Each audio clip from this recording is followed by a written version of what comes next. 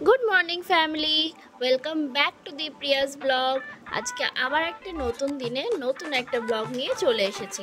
সকাল সকাল এইদিকে আমাদের চা রেডি হয়ে গেছে, আর এইদিকে দেখো রিশু সোনা উঠে আমার কোলে বসে আদর খাচ্ছে। আর ও কিন্তু সকালে ওর এই পা বালিশটাকে একদমই ছাড়তে চায় না। ও পা বালিশকে কি বলে ডাকে জানো? ও পা বালিশকে পাপু বলে ডাকে। আর এইদিকে দেখো রিশুর পাপা সকালবেলা আজকে বেডটা গুছিয়ে দিচ্ছে। আর এই দেখো বললাম না সকাল সকালও পা বালিশ ছেড়ে থাকতে চায় না, এই যে ধরে আছে। আর এইদিকে রিশুর ঠাম্মি কিন্তু রান্নাঘরে কাজকর্ম শুরু করে দিয়েছে। রিশুর ঠাম্মি সকালে উঠেই আগে ভাতটা ডালটা করে ফেলে। আর এই দেখো আমাদের রান্নাঘর কিন্তু টোটালি কমপ্লিট, বলছিলাম না কাজ চলছিল। তোমরা কিন্তু অবশ্যই জানিও কেমন লাগছে দেখতে। আর এইদিকে আমার রান্না বান্না শুরু হয়ে গেছে। আজকে করছি মাছের ঝাল আর ভেন্ডির তরকারি। মাছগুলো সব ভাজা হয়ে গেছে। এই দেখো ওইটা হলো রিশুর মাছ ভাজা, সকালে খাওয়াবো। আর এইদিকে মশলা আমার শাশুড়ি মা অলরেডি করে রেখে দিয়েছে। শাশুড়ি মা কিন্তু ভীষণ হেল্প করেন, সকালে উঠে যা কাটাকুটি থাকে উনি মোটামুটি রেডি করে রাখেন। তারপর আমি ঘুম থেকে উঠে সব রান্না বান্না স্টার্ট করে দিই। এইদিকে আমার রান্না বান্না কমপ্লিট হয়ে গেছে। আর এইদিকে এই দেখো রিশুর খাবার তৈরি করে নিচ্ছি। একদিকে দুধ হচ্ছে আর একদিকে রিশুর খিচুড়ি হবে।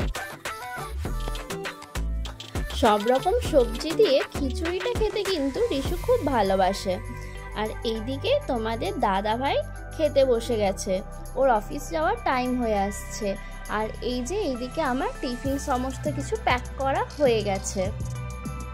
ওর পাপা অফিস বেরোনোর পরে আমরা সবাই ব্রেকফাস্টটা সেরে ফেলি, আর রিশুকেও ওই টাইমে খাইয়ে দিই।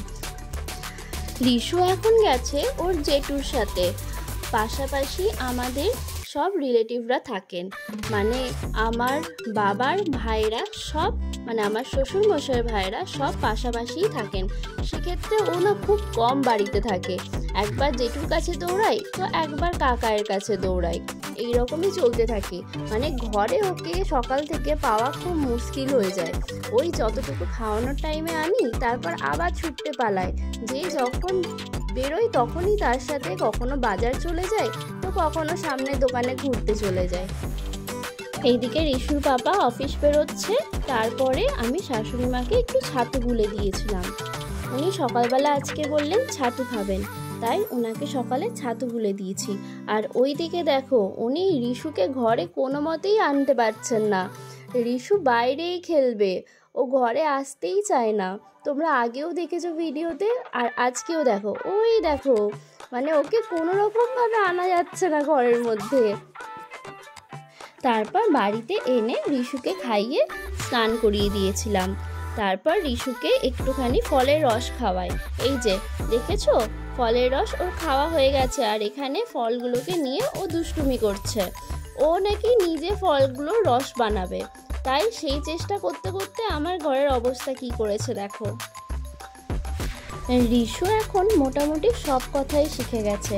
আর এক মাস পরে ও 2 বছর কমপ্লিট হবে। দেখতে দেখতে কবে যে এতটা বড় হয়ে গেল বুঝতেই পারলাম না। আর এই দেখো এখানে জলের জারটা ধরে ওই ট্যাপটা খুলবে, যতই সরিয়ে দিচ্ছি না কেন ও সেই ওটাকে টেনে টেনে ঘুরিয়ে ঘুরিয়ে আবার জল খুলছে। এমন দুষ্টু দেখেছো? তারপর রিশুকে ঘুম পাড়িয়ে আমরা লাঞ্চ করতে বসে পড়েছিলাম। আজকে ছিল ডাল ভাত, একটা নিরামিষ তরকারি, আর ওইদিকে মা খাচ্ছে আমুদি মাছ। আমুদি মাছ কিন্তু আমি এখনও টেস্ট করিনি। তোমরা কে কে আমুদি মাছ খেতে ভালোবাসো আমাকে অবশ্যই নিচে কমেন্টে জানিও। আর এইদিকে ছিল চাটনি। তারপর সন্ধেবেলায় ওর পাপা আমি আর রিশু একটু বেরিয়েছিলাম। কালকে আমাদের আছে একটা নেমন্তন্ন বাড়ি, সেই জন্য আবার একটা গিফট কিনতে গেছিলাম। আমাদের বেশ এই কয়েকদিন নেমন্তন্ন বাড়ি খেতে খেতেই কেটে যাচ্ছে, কি তাই না? কাল আবার ছিল পৈতে বাড়ি, তো সেই জন্য একটা গিফট নিতে এসেছিলাম। তারপর ওইখান থেকে চলে গেছিলাম বাজারে, একটু টুকিটাকি বাজার করে তারপরে ঘুগনি খেয়ে বাড়ি ফিরেছিলাম। এই দেখো তোমাদের দাদা ভাই এখানে বাজারের জিনিসপত্র নিচ্ছে। আগের দিন রাত্রিবেলা বাজার করা থাকলে পরের দিন সকালে রান্না করতে খুব সুবিধা হয়। এই যে আমরা এখানে চলে এসেছি ঘুগনি খেতে। আমার কিন্তু ঘুগনি খেতে ভীষণ ভালো লাগে, আর আমি সবসময় বলি একটু বেশি করে টক দিয়ে দিতে। টক দিয়ে ঘুগনি খেতে আমার কিন্তু ভীষণ ভালো লাগে। আর এই দেখো, রিশু ওর পাপার সাথে গাড়িতে বসে আছে। তারপর বাড়ি চলে এসেছিলাম। আজকের ব্লগটা এই পর্যন্তই। যদি কিছু ভালো লেগে থাকে তাহলে please like, comment and subscribe my channel.